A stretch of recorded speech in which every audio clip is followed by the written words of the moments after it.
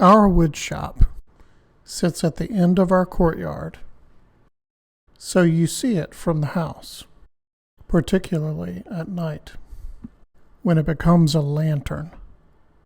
Let's look inside. The first thing you probably notice is that it's not very big. It's 12 feet in this direction and 24 feet in this direction. But small's okay. I'm small too, at least in this dimension. So this is it from the other side. The other thing you probably noticed is that it's transparent. Well, that's by design. I could go down a deep, dark rabbit hole on all the design ideas in this wood shop, but this video, I think I'm just going to focus on the actual interior functional elements. And if there's interest, I'll make another video that focuses on the design. As any of my friends will tell you, I can go on and on about the architectural design of this or anything else.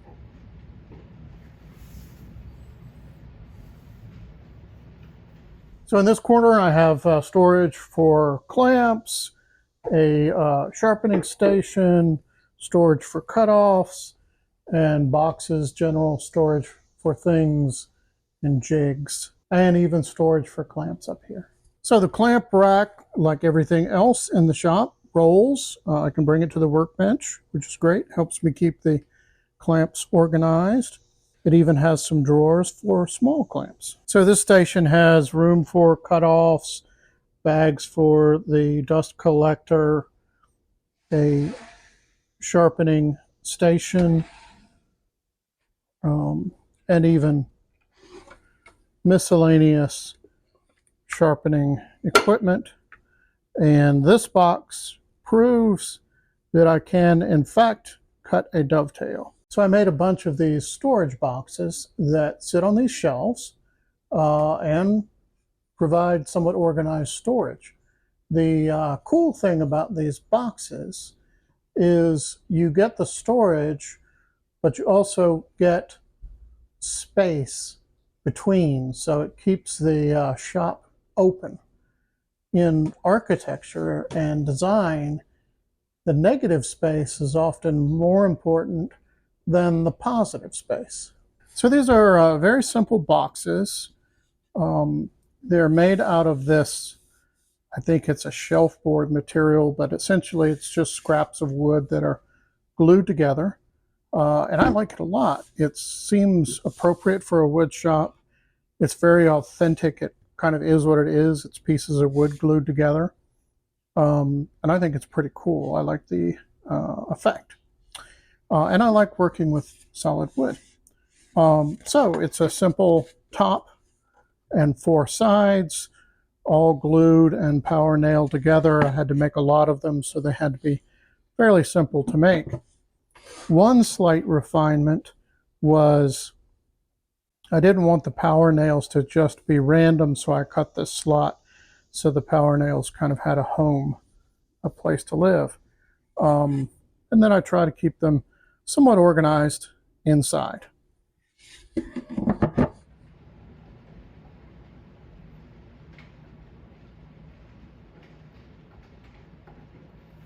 So this is my favorite tool, table saw. It's a saw stop. It's a contractor model, so it's not really big, but it is mighty, just like me.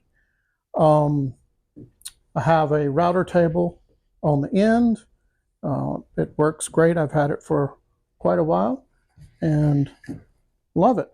I have a stand here for various jigs for the table saw and fences and things like that.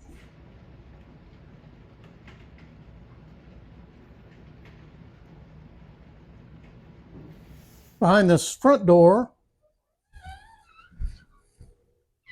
is the table saw sled, brooms, and storage for blades. You can probably also see the foundation under construction for another small building my wife and I are building.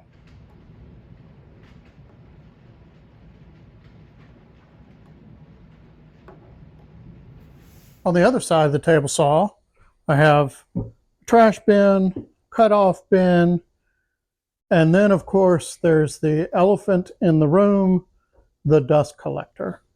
So when I got serious about dust collection, I got this guy, and I love it. It's got a cyclone, really good filter, easy to change.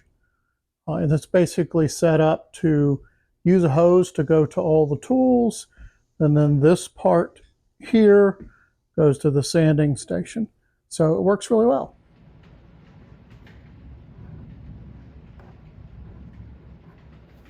So this is where I do most of my sanding at the end of the miter bench. I just use the dust collector hose.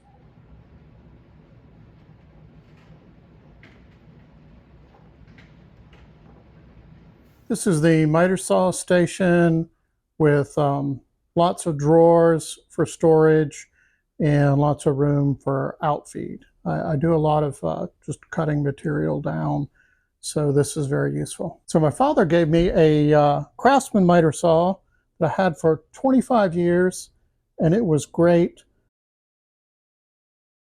But the brake started to fail, so I used that as an excuse to get this Makita sliding compound miter, which I love. Under the miter saw, there is a compressor and then a hose reel that reaches all around the shop. These shallow drawers are great for storing screws and miscellaneous hardware. And then I have deeper drawers for tools that are lockable. My shop's been broken into, and I found they like the power hand tools, so there's a little bit of extra security for those. There's even a storage spot for the blade cleaner. You have to use every inch of storage in a small shop like this.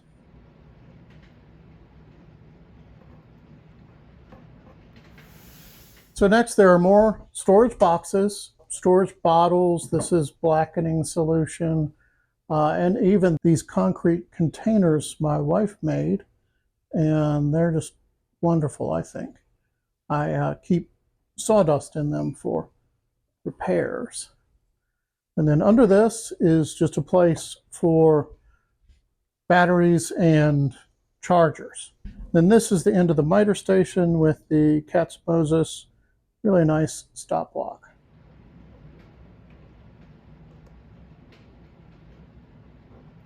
Okay, the bandsaw station, it's kind of cut into the miter saw station. This little bandsaw has done everything I've ever needed it to do.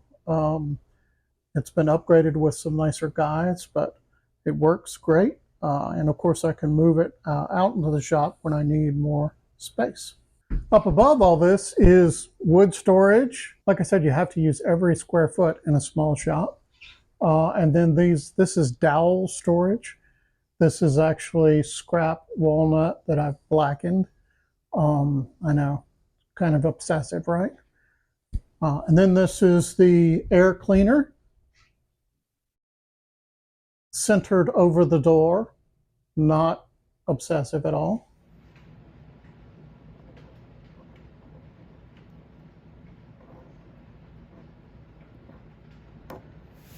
This is the lower area of the drill press station. Drill press, this vise I use to essentially use the drill press as a milling machine. This bin is for storage, various clamps. Behind the drill press is a space for jigs and templates. So I use the drill press a lot. I have this nice rockler table and fence. I can hook up the hose to this, which is very handy. And then storage for gloves and things. And of course a stool. When you put the lumber up high, you need a stool in order to get to it. So comment if you're interested in a video that shows you how to make this stool. I think it's pretty cool. It's very sturdy, to stand on. It actually stacks on itself, and it's comfortable with this sort of dished top. Okay, we've come to the most important part of the Woodshop: speakers. You have to have music. These clip speakers are hooked to the Pioneer receiver in the house that's about 40 years old and works great. And the bonus with these speakers is you turn them around and then you have music in the courtyard.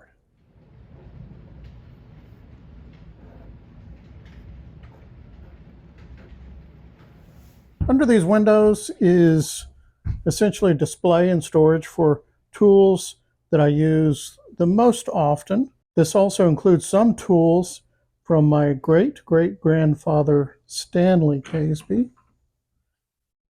These were actually Stanley's, and I use them. They're great for flattening boards.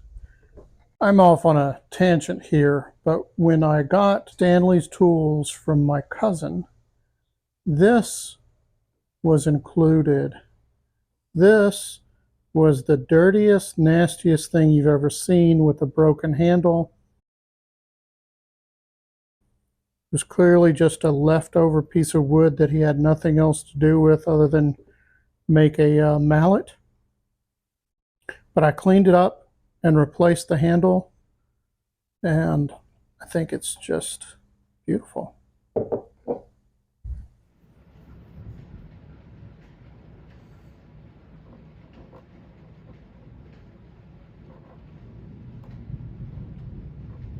So this is my disc sanding and belt sanding station. I had a benchtop sander, and I used it so much that I burned it up. So I realized that I needed to get a serious one. And then there's storage under it. So like I said, you have to use every square inch of storage in a small shop.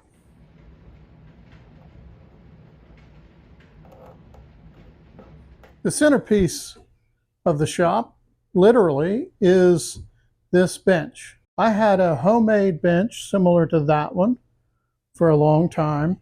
And when I started to do more hand tool work, I realized I needed a good vise. I just had a cheap vise with it. And this came for sale for like 50 bucks. So I bought it, built the handle for it, and really liked it. But then this entire bench came up for sale at the local woodworkers guild, and it was 200 bucks. You couldn't even buy one of these really nice vices for 200 bucks. You couldn't buy all the maple for 200 bucks. So I had to buy it, and I love it. So I ended up with 4 vices. So you can say I'm a man of many vices. The only thing I did to it was lower the shelf for storage. I have a planer, a box for storage for blankets that I use for finishing, and then a spindle sander.